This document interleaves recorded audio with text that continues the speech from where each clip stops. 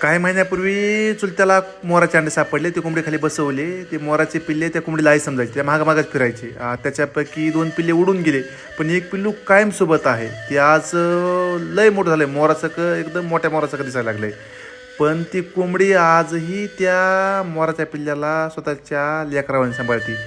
पण काही नैसर्गिक गोष्टी असतात की मोर हे माणसापासून दूर राहते थोडासा, किंवा त्याला उंच ठिकाणी बसायला आवडते. आता ह्या कोंबडीला जमिनीवर बसणं असतं तिचं सगळं, पण ह्या पिल्ल्यासाठी ती पत्रावर असती घराच्या, किंवा झाडावर येऊन बसती. आता वरी खायला काय नसतं म्हणून माझे चुलते, माझे बहीण भाऊ त्याला वरी खायला टाकतात, जेणेकरून ते उपाशी राहू नये म्हणून. हे असतं कुणालाही जीव लावा, प्राणी पक्षी ते कायम म्हणजे सोडित नाहीत ती एकाला. ह्याचं हे उदाहरण आहे. आज एवढा मोठा मोर झाला आहे, हे उडून जाऊ शकते, पण त्या कोंबडीला सोडायला तयार नाही, किंवा घराला सोडायला तयार नाही.